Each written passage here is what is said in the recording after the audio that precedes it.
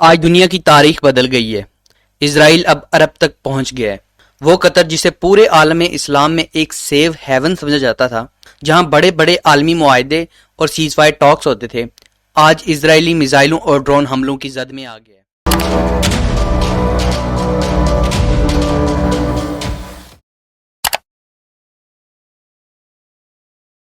جی ہاں، 9 ستمبر 2025 کو اسرائیل نے دوحہ کے دل پر حملہ کیا۔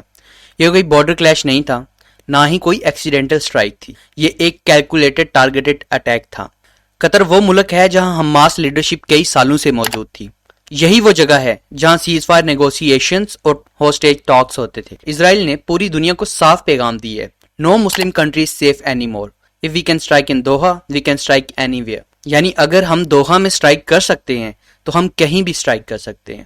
حماس کے 3 سینئر لیڈرز کو ٹارگٹ کیا گیا، جن میں خلیل الحیا اور ظہیر جبرین کے نام شامل ہیں۔ بلاسٹ دوحہ کے قطرہ اور ویسٹ بیک علاقوں میں سنے گئے۔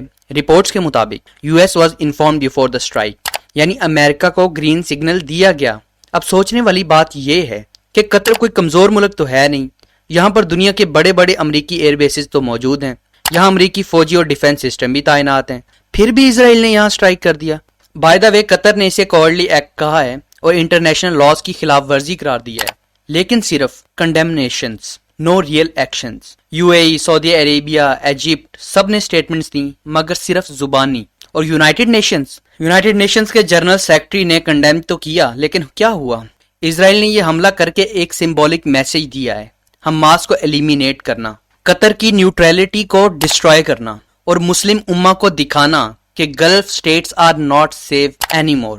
یہ وہی اسرائیل ہے نا جو 70 سال سے فلسطین والوں پر ظلم ڈھا رہا ہے، ویسٹ بینک، غزہ، الاقصی، ہر جگہ خون بہا رہا ہے، لیکن آج اس نے عرب دنیا کے دل پر حملہ کر کے بتا دیا ہے کہ اب اس کا اگلا پلان بہت بڑا ہے۔ اگر آج قطر پر حملہ ہوا ہے تو کل پاکستان پر بھی ہو سکتا ہے۔ This is not just about the فلسطین اینی مور، یہ جنگ پورے عالم اسلام کے خلاف ہے۔ اور یاد رکھیں، یہ حملہ کسی آئسولیٹڈ انسیڈنٹ کا نام نہیں ہے، بلکہ ایک کنٹینیویشن آف زائونسٹ ایجنڈا ہے۔ قطر پر حملے کی شاکنگ خبر سننے کے بعد سب سے بڑا سوال یہ ہے کہ یہ اسرائیل آخر ہے کیا، اس کی بنیاد کیسے رکھی گئی، اور اس کے پیچھے اصل چہرہ کون سا ہے؟ 1948 میں نکبہ ہوا، جس میں 7 لاکھ سے زیادہ فلسطینیوں کو ان کے گھر سے بے دخل کر دیا گیا۔ اسرائیل کا وجود کوئی قدرتی نہیں تھا، بلکہ برٹش اور امریکن بیکنگ کے ساتھ زائونسٹ موومنٹ نے دنیا کے نقشے پر ایک نیا کالونیل پروجیکٹ کھڑا کیا۔ فلسطینی زمین پر قبضہ کر کے وہاں ایک ایسا ملک بنایا جو صرف یہودیوں کے لیے ہو۔ یہ وہی سال تھا جب لاکھوں فلسطینیوں نے اپنی جانیں قربان کی، لیکن مغرب نے ان مظلوموں کی آواز نہیں سنی، بلکہ اسرائیل کو ریکگنیشن دی۔ زائونسٹ لیڈرز کا مقصد بہت واضح تھا، مسلم امہ کو ڈیوائیڈ کرنا، فلسطین کو اریز کرنا، پورے مڈل ایسٹ کو ایک سیکیورٹی زون میں بدل دینا تاکہ امریکہ اور ویسٹ کے انٹرسٹ محفوظ رہیں۔ یہ کوئی کنسپیریسی تھیوری نہیں ہے، بلکہ یہ ڈاکیومنٹڈ ہسٹری ہے۔ آج بھی امریکہ ہر سال $3.8 بلین اسرائیل کو دیتا ہے، صرف ملٹری ایڈ میں۔ 1948 سے اب تک تقریباً $150 بلین سے زیادہ امریکہ اسرائیل پر خرچ کر چکا ہے۔ یونائٹڈ نیشنز میں جب بھی فلسطین کے حق میں کوئی ریزولوشن آتا ہے، امریکہ ویٹو کر دیتا ہے۔ یہی وجہ ہے کہ اسرائیل کو آج تک کوئی اکاؤنٹیبلٹی فیس نہیں کرنا پڑی۔ اسرائیل اپنے آپ کو دنیا کی اونلی ڈیموکریسی اسٹیٹ کہتا ہے مڈل ایسٹ میں، لیکن حقیقت یہ ہے، ویسٹ بینک میں چیک پوائنٹس پر ہر روز فلسطینی ذلیل کیے جاتے ہیں۔ غزہ میں 2 ملین لوگوں کی سب سے بڑی اوپن ایئر پریزن میں رہ رہے ہیں۔ مسجد الاقصی پر ہر سال سینکڑوں حملے ہوتے ہیں۔ تو سوال یہ ہے، یہ کیسی ڈیموکریسی ہے جو صرف یہودیوں کے لیے اور باقی سب سیکنڈ کلاس سٹیزنز ہیں؟ اسرائیل کی بنیاد ہی ظلم اور قبضے پر ہے، اور اگر بنیاد ظلم کی ہو نا تو عمارت کبھی سیدھی کھڑی نہیں ہو سکتی۔ اب کوشچن یہ ہے کہ اسرائیل آخر سروائیو کیسے کرتا ہے؟ کیا اسرائیل واقعی اتنا طاقتور ہے کہ قطر تک سٹرائک کرے، یا اس کے پیچھے کوئی اور طاقت کھڑی ہے؟ جواب بہت ہی سیدھا اور سمپل ہے، اسرائیل امریکہ کا لاڈلا بچہ ہے۔ یونائٹڈ نیشنز میں پچھلے 70 سال کا ریکارڈ اٹھا کے دیکھ لیں، جب بھی فلسطین کے حق میں کوئی ریزولوشن آیا، امریکہ نے 40 سے زیادہ بار ویٹو کیا۔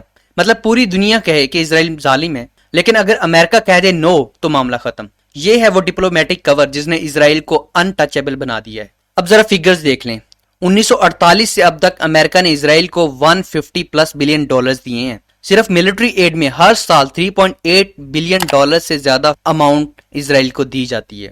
یہ رقم اسرائیل کی اکانومی اور ڈیفنس کا 20% بنتی ہے۔ امیجن کریں اگر یہ پیسہ بند ہو جائے تو اسرائیل کی اکانومی کولیپس کر جائے. آئرن ڈوم جو راکٹس انٹرسیپٹ کرتا ہے وہ مکمل طور پر امریکن ٹیکس پیئرز کے پیسے سے فنڈڈ ہے.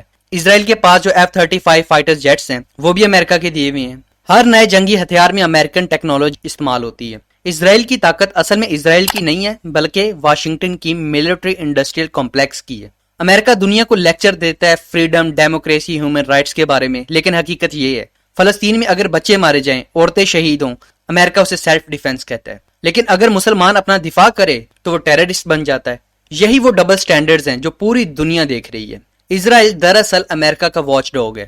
مڈل ایسٹ کے دروازے پر بٹھایا گیا ہے ایک گارڈ ڈاگ جس کا کام یہ ہے مسلمانوں کو ڈیوائیڈ کرنا، تیل اور تجارت پر امریکہ کا کنٹرول رکھنا، ہر اینٹی امریکن آواز کو کرش کرنا. Israel not an independent state, it's Americans forward military base in Muslim world. اور یاد رکھیں اگر کوئی ملک ملٹری پاور رکھتا ہے جیسے ایران یا پاکستان، اسرائیل کو سامنے کر کے تھریٹ بنایا جاتا ہے.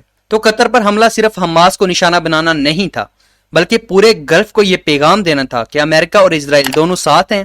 اگر کسی نے ریزسٹ کیا تو انجام بہت برا ہوگا. سوال یہ ہے کہ اگلا نشانہ کون ہوگا. اسرائیل کی پوری اسٹریٹجی سمجھنے کے لیے ہمیں اس کے پچھلے حملوں اور لانگ ٹرم پلانز دیکھنے ہوں گے. لبنان میں حزب اللہ اسرائیل کی سب سے بڑی دشمن ہے. 2006 میں لبنان جنگ میں اسرائیل کو ہیومیلیشن ملی. آج بھی حزب اللہ کے پاس تقریباً 150,000 راکٹس موجود ہیں جو اسرائیل کے خلاف استعمال ہو سکتے ہیں. اسرائیل بار بار ساؤدرن لبنان پر سٹرائک کر چکا ہے تو اگلا بڑا کلیش لبنان فرنٹ پر ہوگا. اسرائیل نے گولان ہائٹس پر 1967 میں قبضہ کر رکھا ہے جو کہ سیریا میں ہے. یونائٹڈ نیشنز ریزولوشن کے باوجود وہ ایریا واپس نہیں کیا گیا. سیریا آج بھی جنگ سے کمزور ہے تو اسرائیل کے لیے یہ سافٹ ٹارگٹ ہے. اب آتے ہیں ایران کی طرف. ایران اوپنلی کہتا ہے اسرائیل شوڈ ناٹ ایگزسٹ. اسرائیل نے ایران کے نیوکلیئر سائنٹسٹ کو اسیسینیٹ کیا. کئی بار ایران کے اندر کوورٹ آپریشنز کیے گئے. اسرائیل اوپنلی پلان کر رہا ہے کہ اگر ایران نے نیوکلیئر ویپن بنانے کی کوشش کی ڈائریکٹ سٹرائک ہوگی. ایران اسرائیل کے لیے لانگ ٹرم ٹارگٹس میں سے ہے. اب آتے ہیں پاکستان کی طرف. The biggest nightmare for Israel. Pakistan واحد مسلم نیوکلیئر پاور ہے. اسرائیل تھنک ٹینک اوپنلی لکھتے ہیں کہ Pakistan nuclear weapons are threat to Israel's existence. Israel کا میڈیا کئی بار یہ نیریٹو پھیلا چکا ہے کہ پاکستان کے میزائلز کسی دن تل اویو تک پہنچ جائیں گے. اور یاد رکھیں اسرائیل اور انڈیا کے ریلیشنز بہت گہرے ہیں. دونوں کنٹریز انٹیلیجنس اور ڈیفنس میں پارٹنر ہیں. اگر آج قطر پر حملہ ہوا ہے تو کل کوئی بھی مسلم کنٹری سیف نہیں ہے. فلسطین، غزہ اور ویسٹ بینک کو کرش کرنا، لبنان اور سیریا ریزسٹنس کو ختم کر دینا، ایران نیوکلیئر ایمبیشنز کو ڈسٹروائے کر دینا، گلف کنٹریز قطر جیسے ملکوں کو انٹیمیڈیٹ کرنا، اور پاکستان وہ تو ان کے لیے سب سے بڑا خطرہ ہے. یہی وجہ ہے کہ قطر پر سٹرائکس دراصل انٹائر مسلم امہ کے لیے ایک اوپن چیلنج ہے. اسرائیل کا مقصد بہت صاف ہے: divide Muslims, weaken their armies and one by one eliminate every stronghold of resistance. یہ صرف فلسطین کی جنگ نہیں ہے، یہ پورے عالم اسلام کی جنگ ہے. تو اب فیصلہ ہمارے ہاتھ میں ہے. یا تو بکھرے رہیں، ایک ایک کر کے شکار ہوتے جائیں، یا پھر ایک امت بن کے اسرائیل اور امریکہ کے کھیل کو ہمیشہ ہمیشہ کے لیے ختم کر دیں. اور اگر آپ کو یہ ویڈیو اچھی لگی اور آپ کو اس میں سے کچھ سیکھنے کو ملا ہے تو please like and share this video. Subscribe the channel. Thank you so much. See you in the next one.